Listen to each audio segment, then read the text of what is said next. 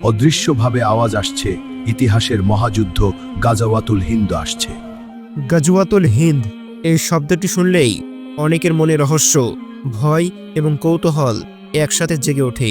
ইসলামের শেষ যুগে আলোচনায় এটি একটি অত্যন্ত সংবেদনশীল এবং গুরুত্বপূর্ণ বিষয়।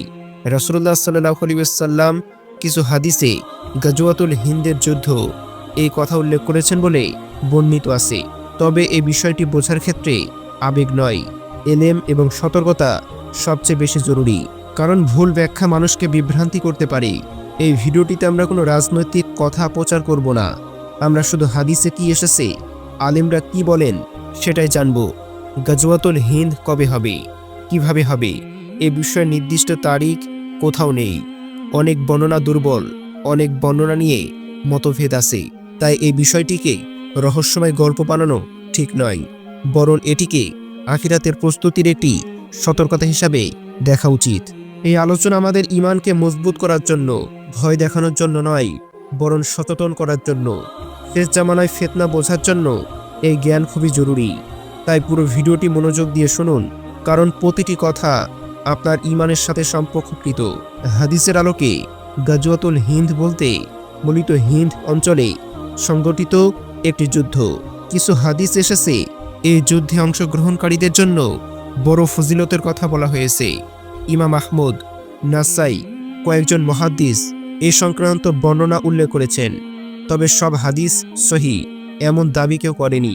কিছু হাদিসকে হাসান বলা হয়েছে, কিছু দুর্বল।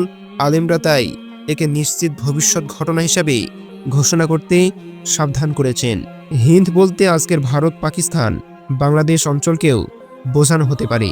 আবার কেউ বলেন এটি ঐতিহাসিকভাবে সীমিত কোনো ভূখণ্ড। রাসূলুল্লাহ সাল্লাল্লাহু আলাইহি ওয়াসাল্লাম কখনো নির্দিষ্ট মানচিত্র দেখিয়ে বলেননি, তাই আধুনিক রাষ্ট্রের সাথে সরাসরি মেলানো ঝুঁকিপূর্ণ। এই যুদ্ধ কখনো সাধারণ দখল যুদ্ধ নয়, এমনটা বর্ণনায় ইঙ্গিত আছে, বরং এটি শেষ যুগের বড় পরীক্ষার অংশ, যেখানে ঈমানদার এবং মুনাফিক আলাদা হয়ে যাবে। এই বর্ণনাগুলো ভয়ের চেয়ে সতর্কতার বার্তা বেশি দেয়। আমাদের কাজ হচ্ছে হাদিস মানা, কিন্তু জল্পনা না বাড়ানো, কারণ অদেখা বিষয়ে নিশ্চিত কথা বলা নিষিদ্ধ। হাদিসে গাজওয়াতুল হিন্দ শুরু হওয়ার নির্দিষ্ট তারিখ বলা হয়নি, তবে কিছু আলিম শেষ জামানায় ফিতনার সাথে এর যোগসূত্র দেখিয়েছেন, যেমন রাজনৈতিক অস্থিরতা, জুলুম বৃদ্ধি, মুসলিমদের উপর নির্যাতন। এর সবই কিয়ামতের আগের সাধারণ আলামতের অন্তর্ভুক্ত। কিন্তু এগুলো দেখেই যুদ্ধ শুরু হবে এমন কথা কেউ নিশ্চিত করেননি। অনেকে বলেন এটি হযরত ইমাম মাহদী আলাইহিসসালামের আগে হতে পারে, আবার কেউ বলেন ঈসা আলাইহিসসালামের আগমনের কাছাকাছি সময়ে। এই মতভেদ আমাদের একটি শিক্ষা দেয়, তা হলো এই বিষয়ের চূড়ান্ত সিদ্ধান্ত আল্লাহর হাতে। মানুষের কাজ হলো নিজের আমল ঠিক করা। ফিতনার সময় মানুষ আবেগে ভুল সিদ্ধান্ত নেয়। ইসলাম আমাদেরকে আবেগ নয়, হিকমত শিখিয়েছেন।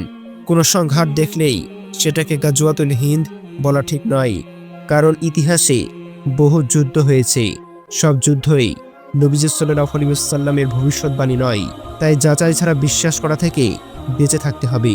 শুরু হওয়ার আগেই সম্ভাব্য সতর্ক সংকেত। হাদিসে সরাসরি এই আলামত দেখলে গাজওয়াতুল হিন্দ শুরু হবে বলা হয়নি, তবে শেষ জামানায় কিছু সাধারণ আলামতের কথা বলা হয়েছে। অন্যায় ব্যাপকভাবে ছড়িয়ে পড়া, হক কথা বলা কঠিন হয়ে যাওয়া, মুসলিমদের মধ্যে বিভক্তি বৃদ্ধি পাওয়া, জ্ঞান থাকলেও আলিমের অভাব দেখা দেওয়া, দুনিয়ার ভালোবাসা আখিরাতকে ঢেকে ফেলা, শাসকের জুলুম, সাধারণ মানুষের নীরবতা, এগুলোই সবই বড় সতর্কতা। এই লক্ষণগুলো দেখলে ভয় নয়, তওবা করা জরুরি। কারণ আল্লাহর ফিতনা পাঠান পরীক্ষা হিসাবে। যুদ্ধের চেয়ে বড় ফিতনা হলো ঈমান হারানো। অনেকে গুজব ছড়িয়ে মানুষকে উত্তেজিত করে, এটা শয়তানের বড় অস্ত্র। নবী সাল্লাল্লাহু আলাইহি ওয়াসাল্লাম বলেছেন, ফিতনার সময় চুপ থাকা অনেক সময় নিরাপদ। অতএব জ্ঞান ছাড়া প্রতিক্রিয়া নয়, ধৈর্যই হলো মূল শিক্ষা। গাজওয়াতুল হিন্দের আলোচনা আমাদের ভয় দেখানোর জন্য নয়, বরং নিজেদের ঈমান যাচাই করার জন্য। আমরা কি নামাজ ঠিক করেছি? আমরা কি হারাম থেকে বেঁচেছি? আমরা কি অন্যের প্রতিবাদ করেছি? অত্যন্ত নিজের জীবনে।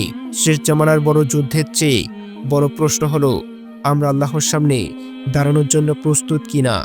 নবী সাল্লাল্লাহু আলাইহি ওয়াসাল্লাম আমাদের কৌতূহলী নয়, মুত্তাকি হতে বলেছেন। যুদ্ধের গল্প জানাচ্ছে জান্নাতের প্রস্তুতি জরুরি। যদি গাজওয়াতুল হিন্দ আমাদের জীবন দশায় না হয়, মৃত্যু কিন্তু নিশ্চিত।